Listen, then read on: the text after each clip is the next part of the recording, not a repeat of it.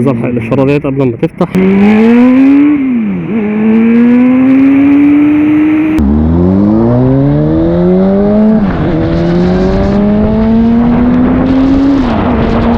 اتنين تلاتة.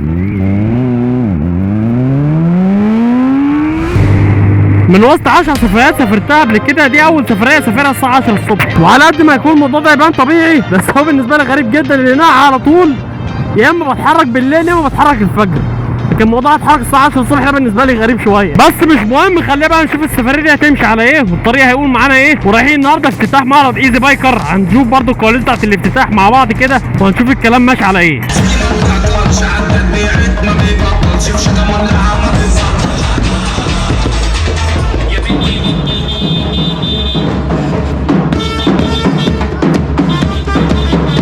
وصلنا دلوقتي عند سيركل كي قبل بوابات القاهره، طالعين على طريق اسكندريه. وصلت كابتن عبد الله طالع معانا على الطريق، اتاخر عليه 3 ساعات بس.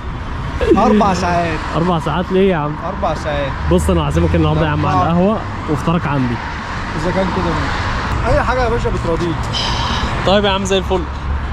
هنطلع كده مع الطريق ان شاء الله يا رب، بس اوعى يجيب معاه بالهورن بتاعته، مش عارف هيعرف يمشي معايا على سرعته ولا لا، فهنشوف كده.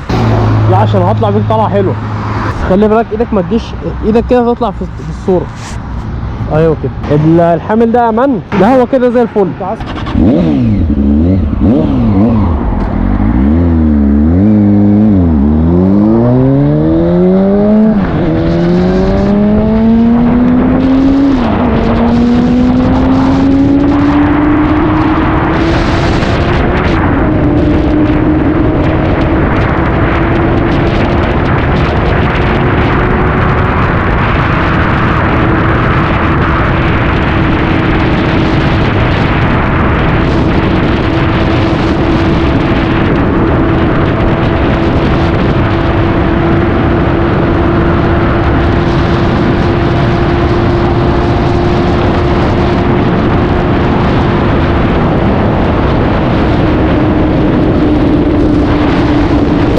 دلوقتي على كورنيش اسكندريه، ومعانا الهون 600 بتاعت عبد الله بكر صاحبنا،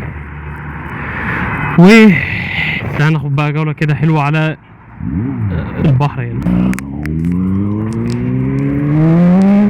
النهارده انا في سفريتي المعتاده لاسكندريه، في كل شتاء الحمد لله باجي هنا بقضي لي كام يوم كده، بس النهارده كانت يوم واحد وماشي عشان الوقت ضيق شويه. بس المره دي بقى معانا حته هورنت كده، قلنا ما ناخدها على الطريق كده ونجربها على الكورنيش، نشوف الدنيا فيها ايه، لان انا بحب الجري على كورنيش اسكندريه جدا، يعني مع انه هو خطر.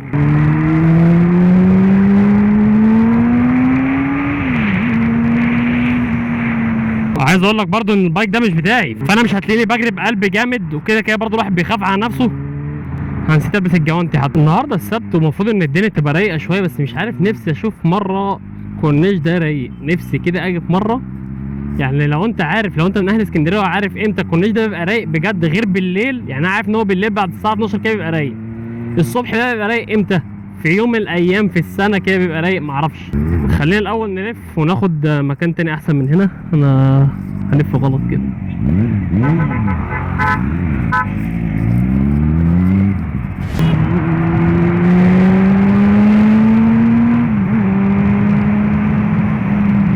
انا كنت جيت عملت نفس الجوله دي السنه اللي فاتت، بس كان موتوسيكل هوجن اف 250 صيني. طبعا فرق السنه من الارض، الواحد بيسحب السحب هنا بيطلع الطلعه اللي هو عايزها، يخرج الغرزه اللي هو عايزها في ثواني. انا كنت عايز اخش البنزينه، والصراحه اسكندريه مش بتاعت ريسنج خالص، يعني هي اخرها حته هورنت 600 دي كده زي الفل.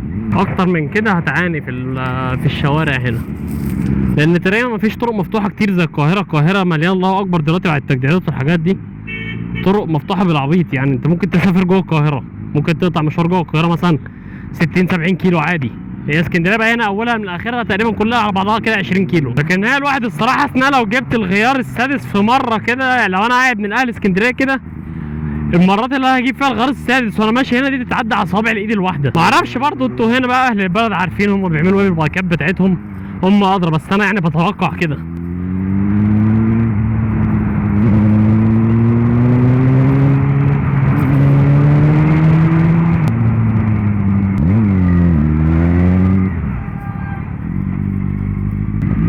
واحد اتنين تلاتة.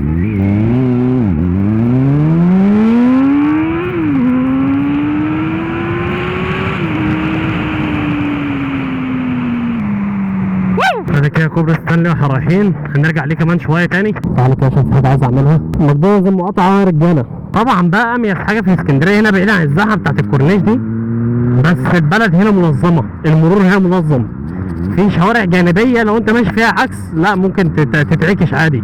الكلام ده تقريبا مش موجود في القاهره، مفيش حاجه اسمها تبقى ماشي في شارع جانبي عكس دي. ما يعني ايه شارع جانبي يبقى ماشي فيه عكس او عدل؟ لا عادي، الشوارع الجانبيه كلها واحد.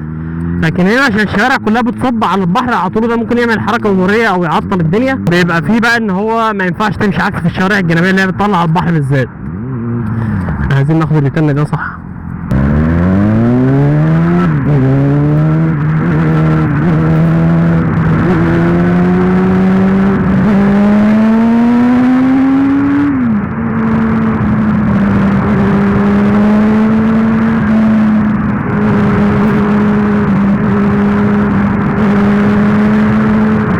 طبعا زي ما قلت لكم البايك ده مش بتاعي، فانا مش واخد على الجري عليه، محتاج فتره كده علشان الواحد يعتمد يعني.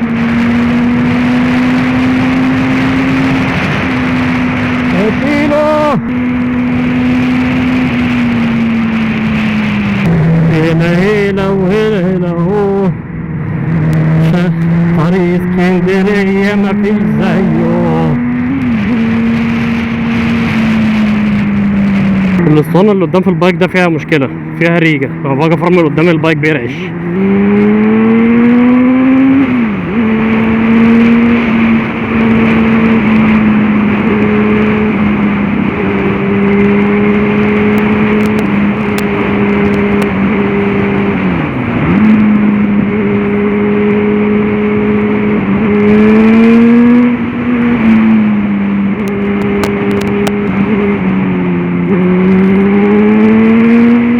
انت محتاج تكشف على الاسطوانه اللي قدام دي، تشوف الدنيا فيها، عشان البايك بيفضل عامل كده، بيقعد يرج كتير لما تيجي تفرمل قدام. وعلى فكره الموضوع ده على السرعه العاديه يخلي البايك يعمل ووبل منك، يخلي الجدون يقعد يلعب كده وانت سايق من غير ما حتى تدوس فرامل، البايك يلعب منك عادي، ممكن وارد ان هو يحصل. الشباب بقى هنا بياخدوا الملفات دي الله اكبر، بيناموا نوم بالبايكات بتاعتهم، على قد ما الموضوع ده خطر، وان الموتوسيكلات الاقتصاديه كلها مش مؤهله لحاجه زي كده. بس الصراحه الطريق هنا مغري فشخ، الطريق هنا مغري بطريقه رهيبه، اي حد معاه اي موتوسيكل بقى عايز يجري عليه. عايز اقول لك بقى على حاجه مضحكه، ان انا على طول بشوف الموتوسيكلات يعملوا دول ايه، يقوم مزود تسويده جامده كده مره واحده ويهدي.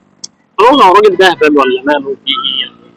تزود كمل تزويد امشي. بس هي الفكره ان المتعه كلها بقى طلعت في هي التزويده بتاعت الغار الاول دي. انت مجرد تطلع الطلعه لغايه 100 دي اكبر متعه ممكنه. كده كده الطرق مش مؤهله عندنا ان انت تمشي يعني جوه المدينه وكده على سرعات عاليه، بس بقى هي الحته السحبه اللي في الاول دي هي اللي بتخطف الواحد كده، تخلي الموضوع جامد.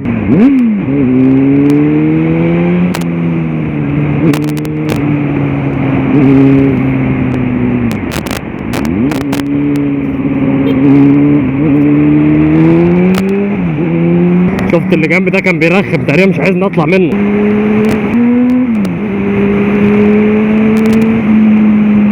انا عندي بقى مشكله في حوار السواقه ده في وسط العربيات، ان انا موسوس ازاي بقى؟ ان انا واحد مثلا رمى عليا غصب عنه، اقول ده كان عايز يموتني، ده كان عايز يجيبني الارض دلوقتي، اما اروح بقى اتخانق معاه. بس بعد كده بهدى كده اقول عادي يعني، كلنا بنغلط، كلنا ما بناخدش بالنا من حاجات زي دي. تعالى عايز الحق الاشاره ديت قبل ما تفتح عشان نطلع كده.